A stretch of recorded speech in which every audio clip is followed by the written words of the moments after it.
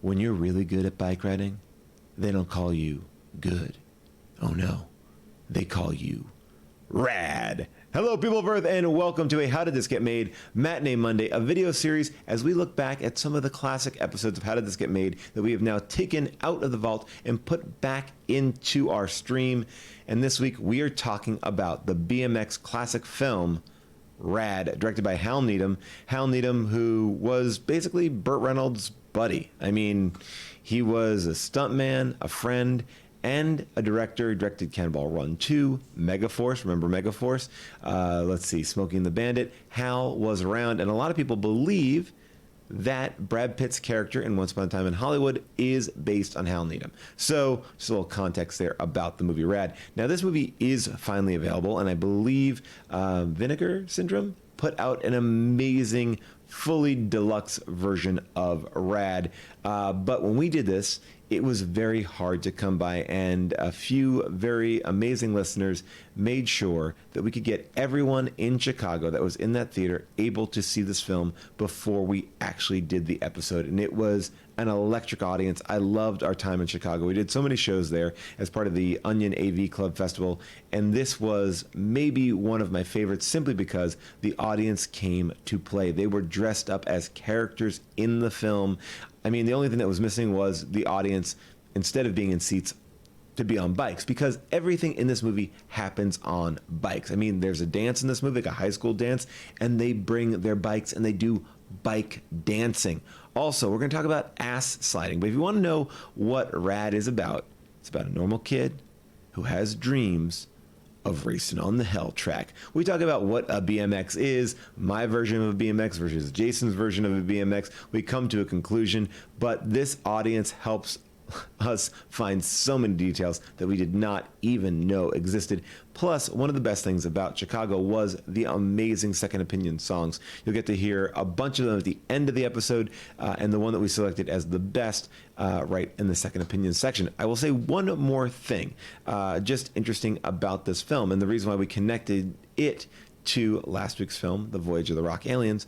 The song of RAD, the main theme song, is actually written by and sung by a person who sang and wrote a song on Voyage of the Rock Aliens. Now, I may have some of those details messed up, but roughly song. That's why we're connecting it. Anyway, take a listen to this little moment from RAD. I hope you enjoy it.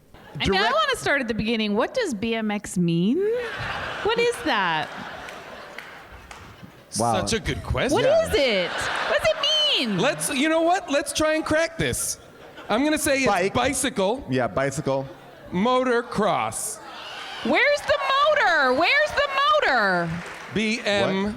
What's the motor? Where is it? Oh, I think it's because it's motocross, which is a motorcycle event with bicycles, so they just put the B on the front of it. So bicycle, But we don't motocross. but you don't go to MX.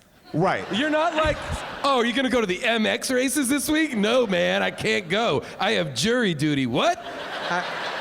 But didn't you commit a felony a number of years ago? You can't be a juror. They don't know that, brother. Hang with me, guys. This is a long story. I mean, yeah, it doesn't, BMX stands for here, I'm looking online, and you're right, bicycle motocross, or bicycle, it's a form of cycling. Motocross or motor cross. Okay. It's a form of cycling especially designed for bicycles, which usually have an 18 to 24 inch wheels, and the sport includes racing on earthen tracks, known as BMX racing. Okay. And yes. So, from what I understand, I don't know if that's 100% right, as the person who wrote that had a gerbil as their the identifier. So this is where I guess I got confused. Have these bicycles specifically been created to ride off-road? Or have they been created to just do these types of races and tricks? Wait, you didn't have like a BMX bike growing up, and that wasn't a thing growing up? I've heard of them before. It was quite possibly the most important thing I wanted to own. Yeah. Was a BMX bike. I 100%. Did a paper route for years to save up money to buy a mongoose bike that I didn't get I ended up, I wanted a GT bike. They're in this. Yeah. But I got the Mongoose because it was cheaper. I got a Mongoose too. I was very excited about the Mongoose. And I got a Mongoose scooter in addition. Whoa. Yeah. Look, Fuck, dude.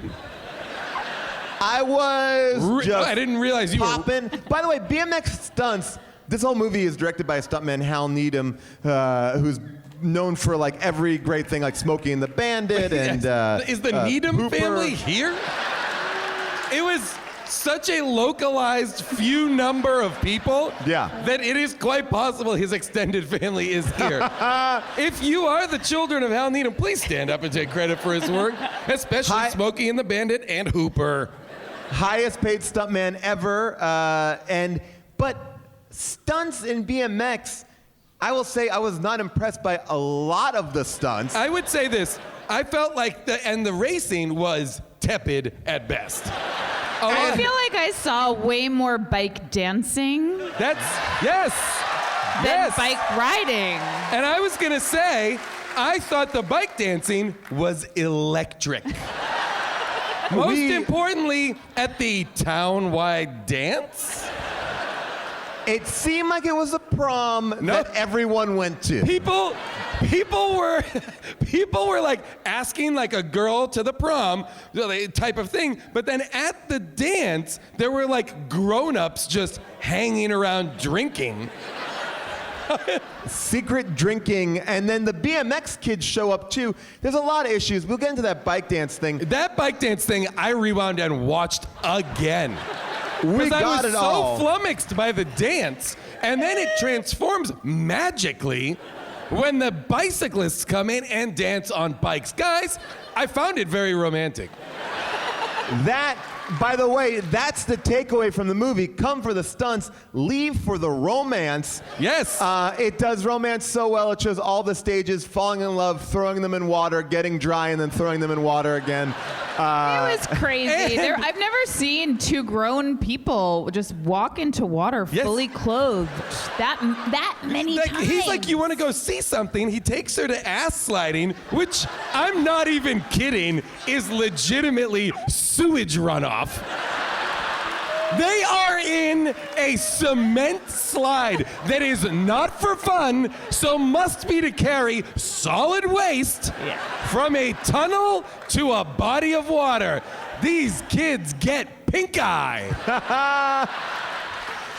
I mean, maybe that's it. Maybe that's why they have to keep their clothes on. That's why, and that's why, like, they can't ever get caught because nobody thinks like, well, they're probably out at the shit slide.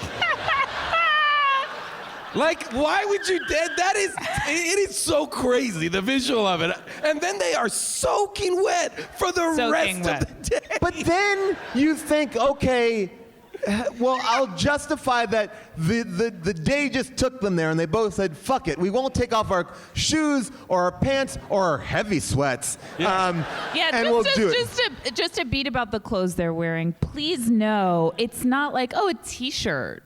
Right. It's like It's not summer wear. heavy 80s fabric that doesn't breathe at all. Yeah. And like pleats and so many pleats.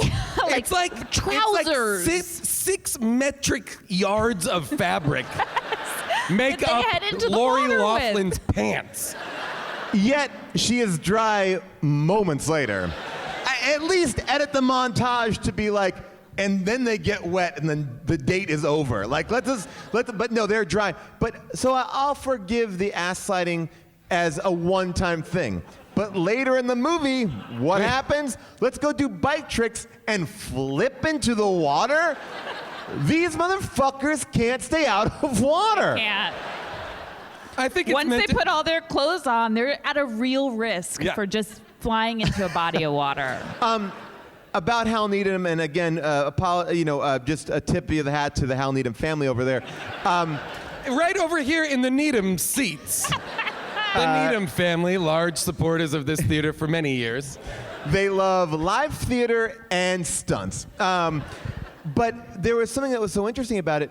Stunts on the bike, and a lot of them are just like bouncing up and down on a wheel well. Bouncy, and it's the bouncy. most unattractive, uncool thing to just see someone I gotta tell ya. It's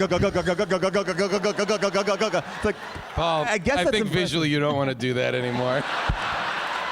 Guys, I know what you're trying to embody, but Picture. without the bike, it's weird.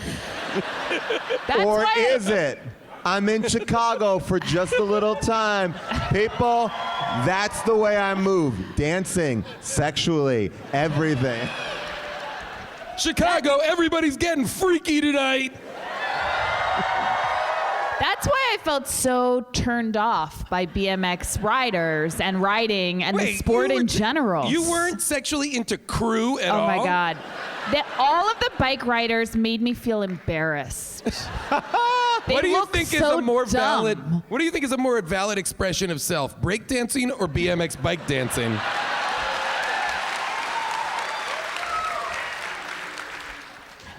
Honestly, that's a tough one. Both of them require a lot of effort and energy. They both are hard. Both Yeah. of them I took classes at the Okay, YMCA. I'm actually gonna say.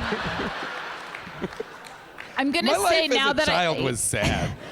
now that I understand there is like a price point to having a BMX bike, Oh, yes. and that you probably had to be wealthy enough to get one, then I definitely will side with breakdancing and say it's a more valid form Got of it. expression. All right. All you need is a piece of cardboard. Yep. And you're good to go. Yeah, you're good to go. All right, so RAD is available. If that wet your whistle and you want to listen to more, go to wherever you listen to podcasts and you will find it. It's sitting right there. It's waiting for you. So just go, take it, enjoy it. If you want to listen to the entire back catalog of How Did This Get Made, you don't want to wait for these Matinee Mondays. You can subscribe at Stitcher Premium. You can have commercial-free episodes, new ones, old ones. They're all there. Plus, if you like this and want to watch more of these, please do. Just like, subscribe, do all the things that you would do on YouTube. And check out the other things we have going on my YouTube page, which is stuff like my brand new show with Rob Hubel called Friend Zone. We do that show on Twitch, and we do a cut-down version of it here. Nick Offerman was just on the show, as well as Steve Agee from Peacemaker and Lake Bell. So look around. Enjoy it. You're here.